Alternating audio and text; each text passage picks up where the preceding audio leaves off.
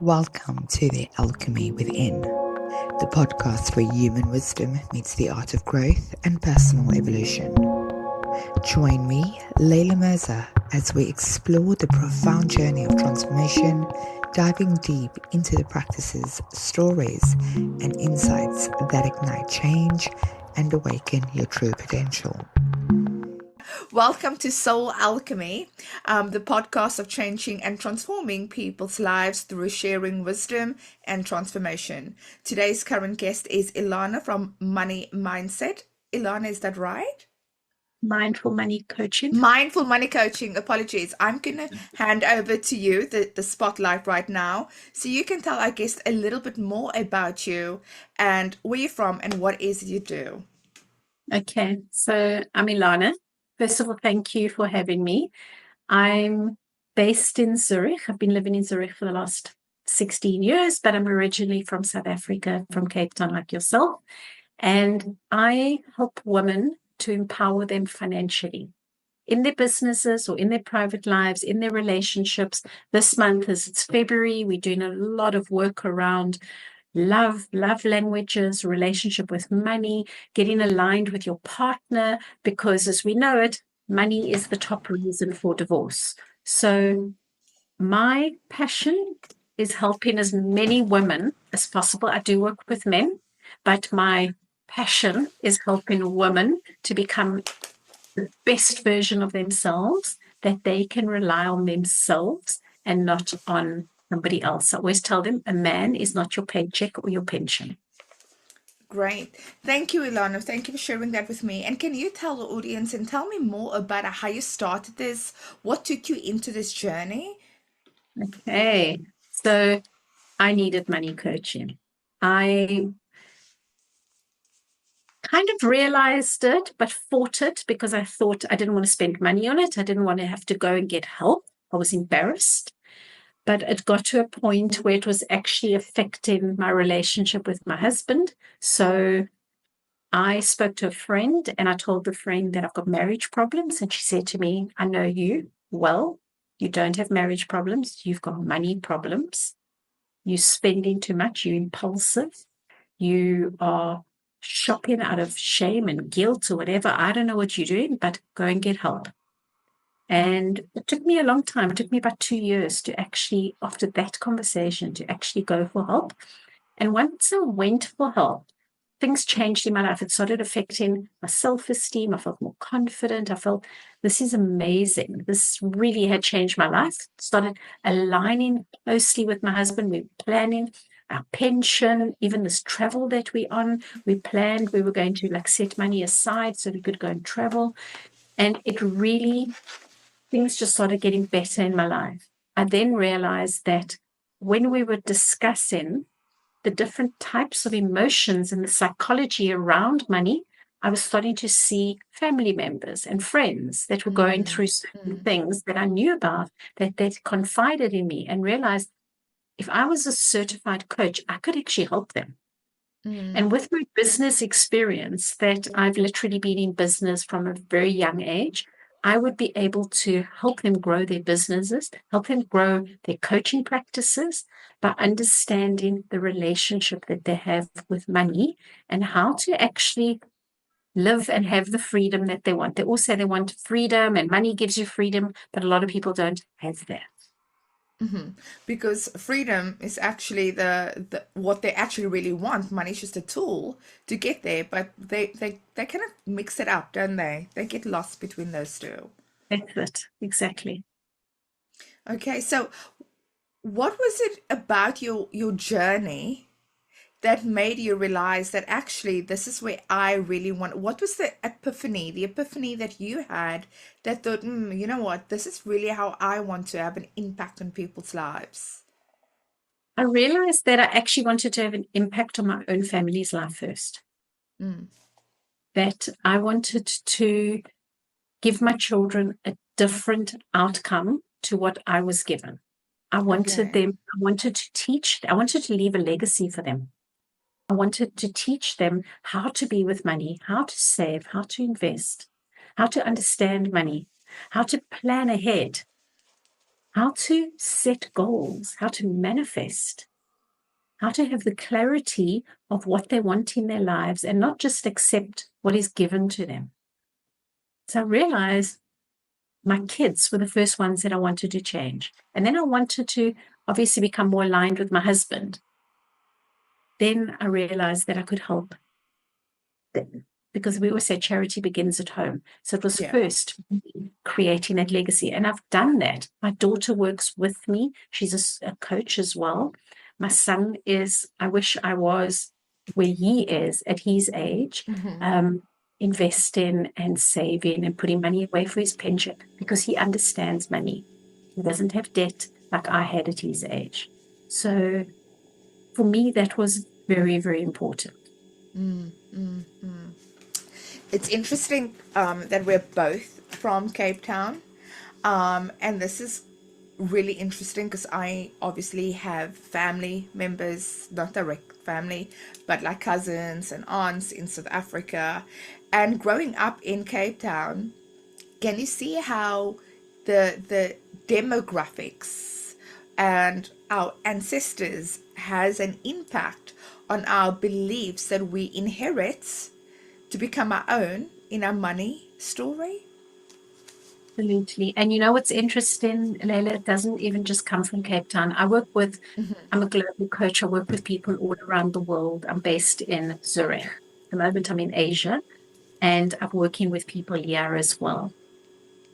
Doesn't matter where you come from. We know that we take on our parents' behaviors, their patterns, their beliefs. We know that it's literally our parents holding up a mirror to us and saying, this is how you need to be, your mother. And often it gets passed down through the female line, where you do exactly like your mom does, or your mom did. You talk like her. You believe the beliefs that she tells you until you're old enough to question it. But sometimes we don't even question it. We just actually accept, and we display the same behavior. I'll give you an example. The feeling of scarcity. So many, and you mentioned growing up in South Africa and the demographics there. So it's relevant, but it's also relevant where you are. It's relevant where I am now, where people have the scarcity mentality that there isn't enough. And they accept that to be true, as opposed to saying, I'm changing that reality. I'm not having that mindset that there isn't enough. I'm working on myself. Carl Jung says, he who looks out daydreams. He looks within, awakens. So by looking within, and what can I do? How can I make a difference in my life? Or do I want to accept generation to generation? Yes, there's things that we're proud of that we say was passed down through the generation. Oh, this is my mother's recipe or my grandmother's, cottage pie. But do we want their money beliefs? A lot of our parents and grandparents, most grandparents, were in the war. Some war of some sort. And learned what it was like to be on rations, to have shortages, to have lack. And that is really what was taught. There's not enough. We can't afford this. We don't have. We're not like them. All of that talk, that mindset talk, those money myths become your reality. And that is what I learned to change in my own life. And when I'm working with the people that I work with, to change how they think, how they'll program, to reprogram their money story. Doesn't matter where you came from. We all have a money story. So how can someone break these patterns of their ancestral trauma if they kind of feel that this is inherited beliefs, meaning these are beliefs and I want you to break these words down just in case someone doesn't understand. But these are beliefs that we've actually taken from our parents or our grandparents, and now they're finding they are in the same pattern. What would you say is the work that they can do to break these beliefs or break the chain? You know, Leilah, it's very interesting. I thought I could do it by myself. I thought for those 2 years before I went for coaching, I don't need a coach. I can do this by myself. I will just budget. This month, I will save 1,000 francs. And I couldn't. And the next month I would try again, because the deep-rooted beliefs that I had, I wasn't even aware of them, because most of them are subconscious. We know that we think between 60 to 80,000 thoughts per day. What are those thoughts wrapped up in? Fear. Where do those thoughts sit? In our subconscious. Those are thoughts from the past. Those are your parents' thoughts, your mom's beliefs, behaviors and patterns. And you are just living those same beliefs and same patterns over and over. You cannot just decide one day, boom, I'm going to stop it. That's why there are people like yourself and me that help you to go through the process. If I could have changed it by myself, I would have. It would have been so much less humiliating than having to actually say to my husband, I have a problem. Let's find the money. I have to do this.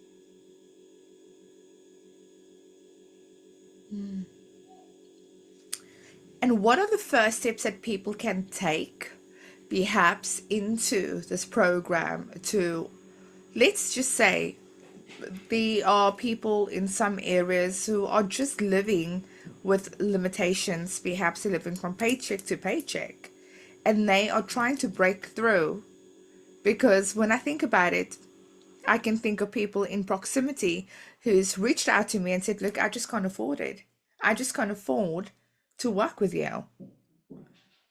What would be the first step for them, or how could they have access to this information? What would be your offering?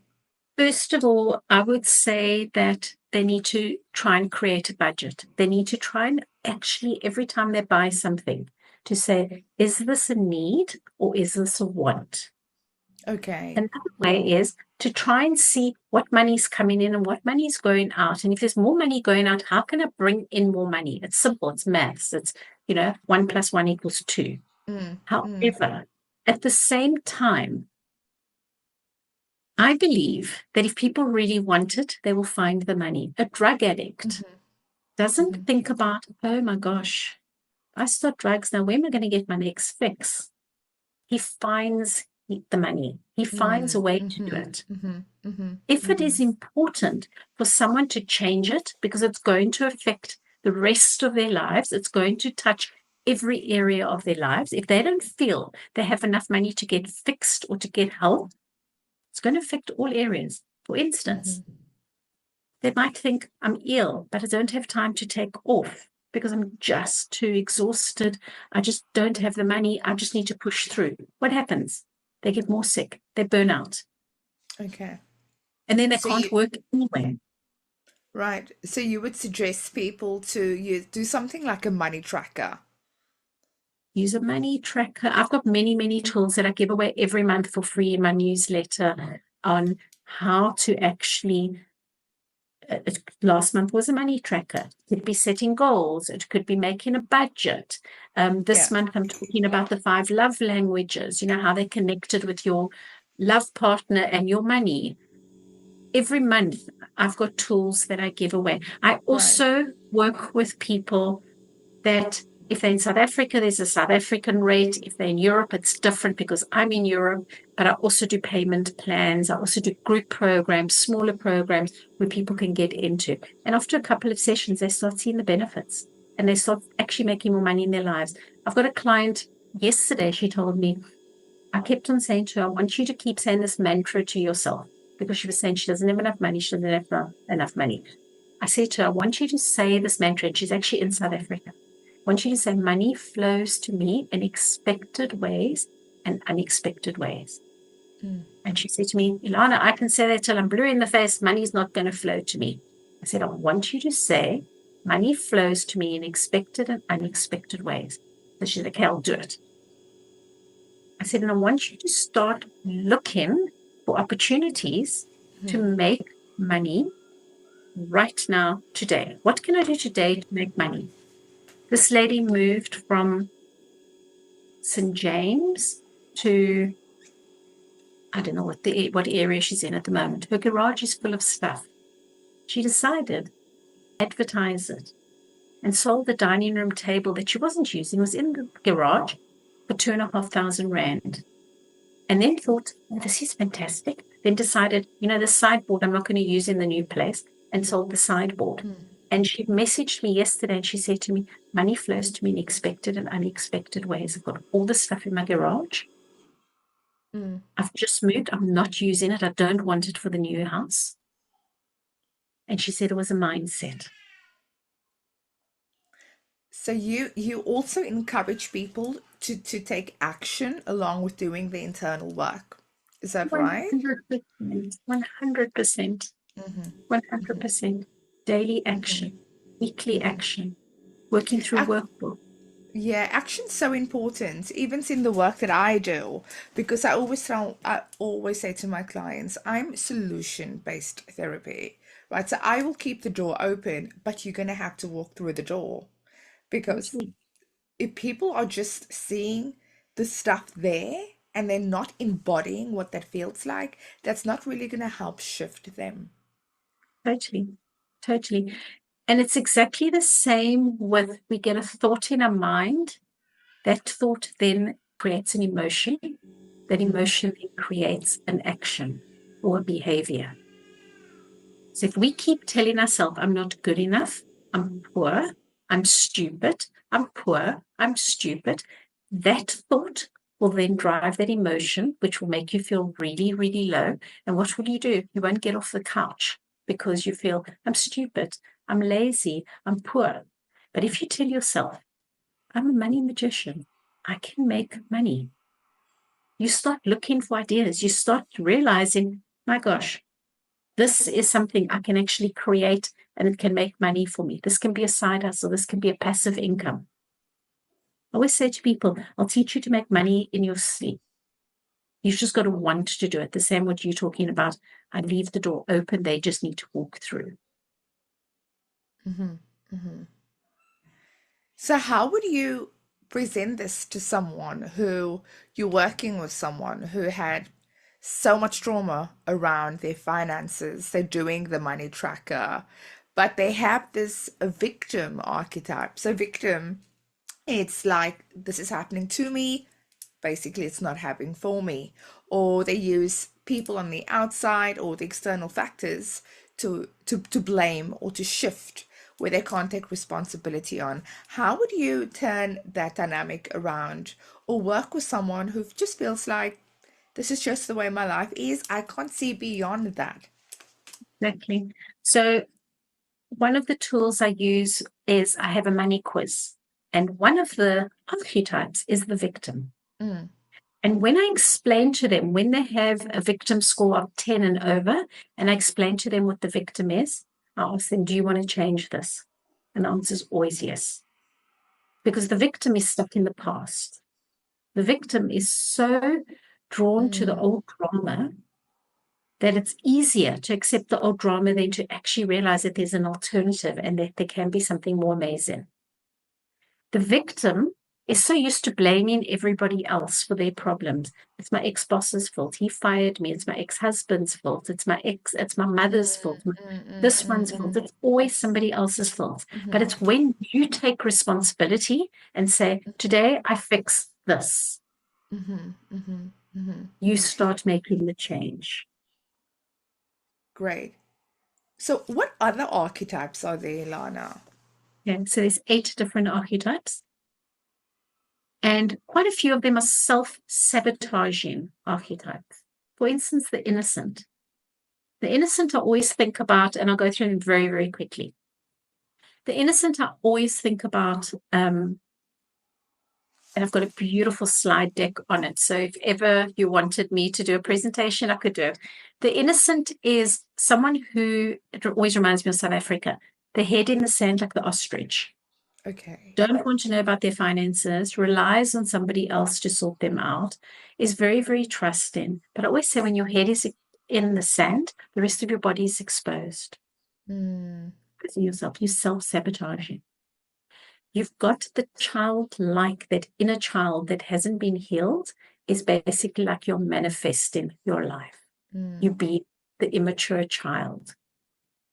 The innocent needs to take responsibility and realize that they can be empowered as an adult, as a woman. And I show them how to do that. The next one's the victim. I should have, I could have. It's his fault. Living out self-fulfilling prophecies. I'm not good enough. This is all my fault. It's your fault. Blaming. The victim is so self-sabotaging that I always say to the people that have got high victim, nobody wants a victim around. You're not going to find love. You're not going to find the things in your life that you want because the past is pulling you back, the past. The next one is the martyr. The martyr is what I find a lot of women on. They work for free. They don't charge. They don't invoice because they want to help everybody. The martyr is always giving and not receiving. Money flows away from me all the time. Money doesn't flow to me, it flows away from me. The martyr doesn't believe in herself, has got very low self-esteem, low confidence. And most girls have been brought up to be martyrs by mothers. You need to look after your little brother or your little sister. And sometimes you don't even need to say it. They do it because that's what is expected of them. I did it to my own kids. My children were at nursery school together, and every time my son would fall over or hurt himself, my daughter would come running and want to protect him.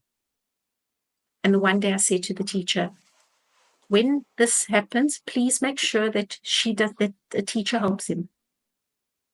Because it's not her responsibility, she's a child.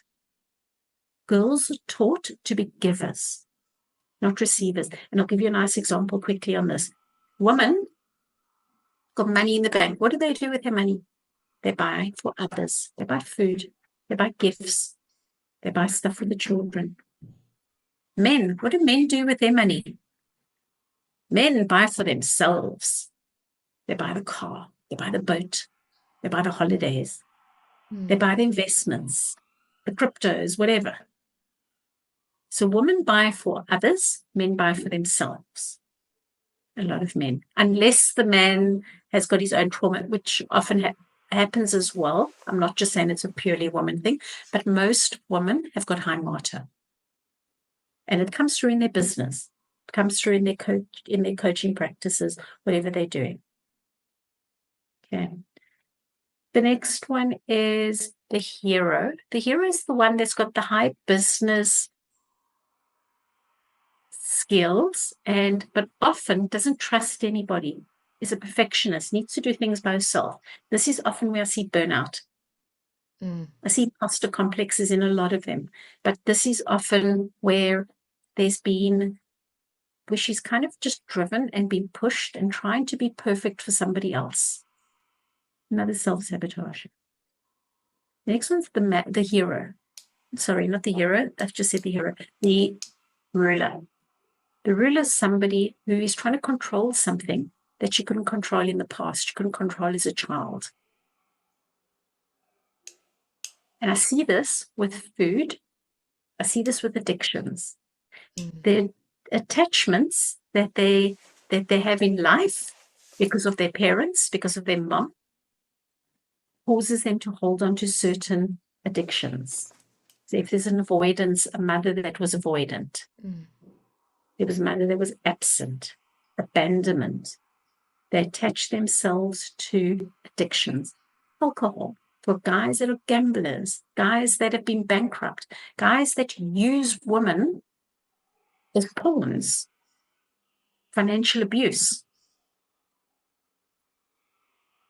So the ruler will also do things that they couldn't do as a child, and that could be manipulation with food. The maverick, somebody that doesn't plan for the future, that lives in the moment, another self-sabotager. The creator artist. And then we've got the magician. The magician is somebody that we all want to be, that turns her reality into opportunities, that finds ways to make money and make her life better. That's in a quick nutshell the different archetypes. Wow, that's interesting. Well, I can definitely see the magician in the way I work, but that's really interesting.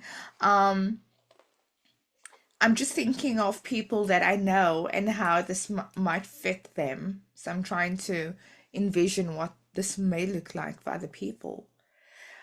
How would you get someone from the ruler into that magician? That must be quite hard. No, not at all. I do it very, very quickly. I could do it in 2 sessions. Because addictions is just another level, isn't it? It's just working on It is, but it's all got the same stuff underlined. There's normally abandonment. Yeah. And I need to find out where that abandonment came from, what happened, etc.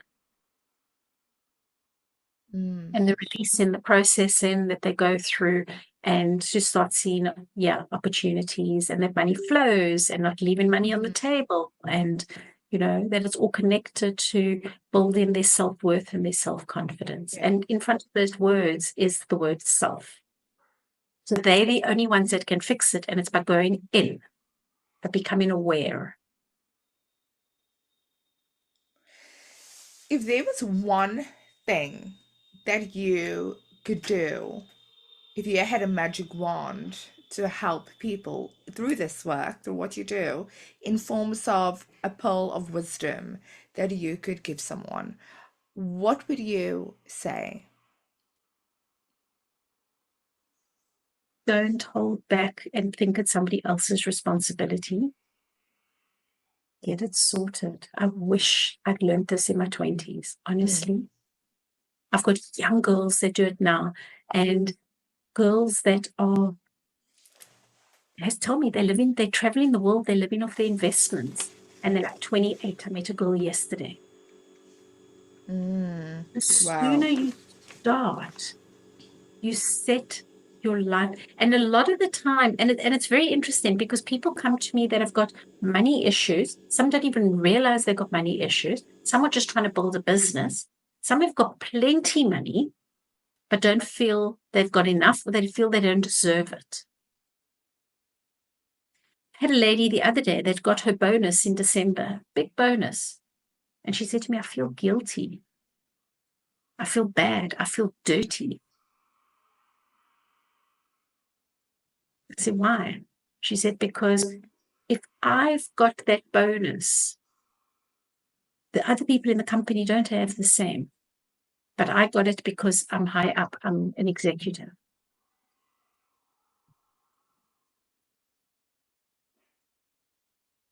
So people can have a lot of money and still struggle with the emotions that come up for them, because money does trigger you emotionally. Well, yes, money can make people feel all sorts of things. If you speak about, and I actually really enjoy speaking about money, because when I do, I can see whether someone's actually comfortable or uncomfortable. And that uncomfort shows me quite a lot of what's going on. Because I think I may have told you this previously, but to me, how I explain this to people is money is an innocent victim of your emotions, right? Because you're using money as an excuse, but at the same time, they have this beliefs that they want money, but they don't want money because there's beliefs attached to that. That is, I'm not sure, and I'd like to think more about it, about being the victim. Money to me is a tool, and it's the reward for a job well done. I do a well done job, people pay me. Money's the reward for a job well done. Yeah, but what I was actually saying is that people make money look like the victim of their Yeah. emotions, And they the victim, and they're the not the money. victim. Yes, well, yes, exactly, because they are portraying their emotions on the currency exchange. Totally. Um, yeah, so I wanted to ask you, you said earlier that you're doing a love language, um, and this is around money. That's a very interesting concept. Can you tell me more about the love language around money? So there's 5 different love languages, and I just literally finished, put it into my newsletter, which is going out in a couple of weeks' time, in time for Valentine's Day, I think next week. So if anybody wants it, they can sign up for it. But basically, it's just the same respect that you would treat your partner. Mm-hmm.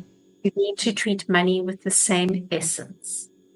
Where if it's affirmations, if it's act of service, whatever the love language is, you can relate it exactly to money. It's really, in a nutshell, about becoming aligned with your partner. Mm-hmm. Mm-hmm. I Mm-hmm. always encourage, so I'm not going to go into it because they can get that in my newsletter. And I've actually got a beautiful PDF printout that you can actually go through, which gives you all ideas about that and how it fits with your life personally.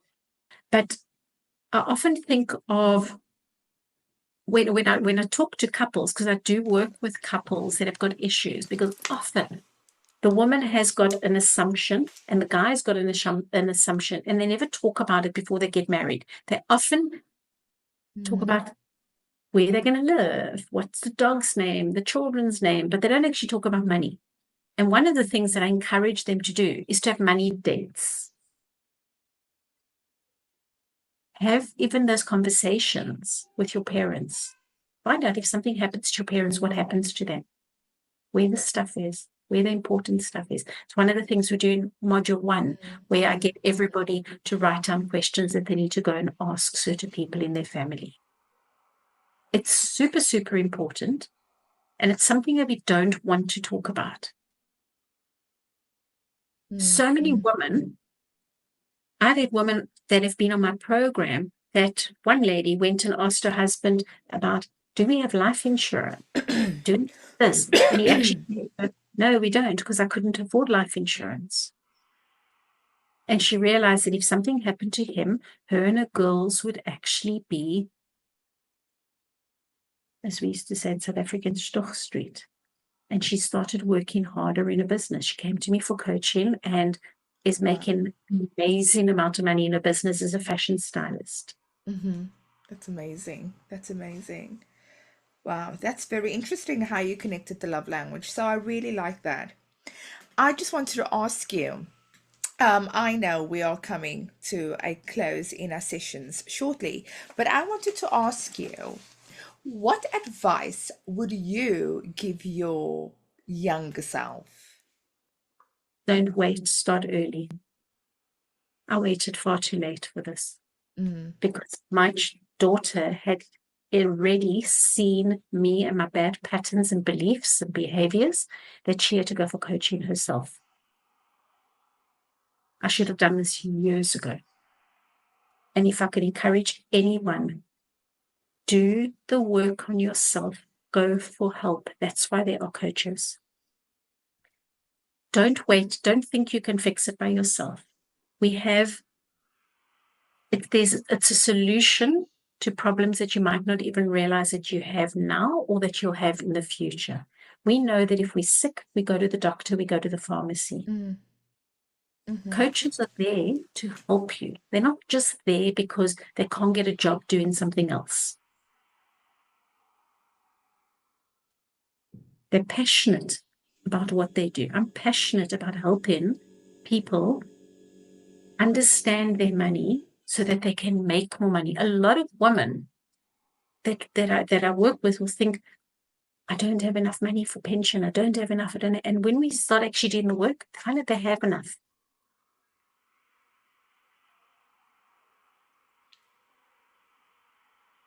And what would be your mission in this world? What is My your mission, mission? my mission is to help as many women as I can to become financially empowered, to understand where they came from with their money story and how to fix their life and to change it. If there's things that you don't like of a certain thing, you change it. And you can change it by understanding it and rewriting your money story of how you want to believe, what you want to believe. You make the choice. Mindset is an amazing thing. Mindset is, people think it's this buzzword and it's a strange thing. Mindset is literally the computer, of your whole entire body. Yep. And you set that computer into, when I open a computer and I take a computer out of a box, and you download all the apps the same way that you take a phone, brand new phone, out of the package or the Apple package or whatever phone you buy, it's got nothing on its black screen. You download those apps. You download WhatsApp and Facebook and your banking apps and all the different apps that you have, Airbnb, whatever. You download into your brain, into your subconscious, your mindset, all apps that you want to use. If there's an app that you don't like a lot of my clients that tell me, I love scrolling and I've got no money. And I say to them, what apps do you have on your phone? Oh, and they tell me, Zalando and Prime this and this, whatever. I said, take those apps off your phone right now and you'll have money. Take Amazon off your phone. Take all those things when you sit, and before your feet are even out of the bed, and you've bought your 3-year-old another pair of shoes, stop scrolling on your phone. Those apps, those things that are there, you put them there. Your phone didn't come with it. Your phone came with an operating system. And that operating system is the same like your mindset. Yeah, there's actually a program about this on Netflix. You just reminded me about the scrolling and the shopping and the psychology behind this. I don't know, have you seen that program on Netflix?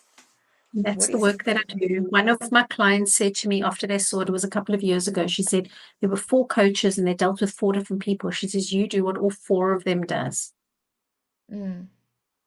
Yeah, I don't know what's the name of that program now, but that's There's exactly 2.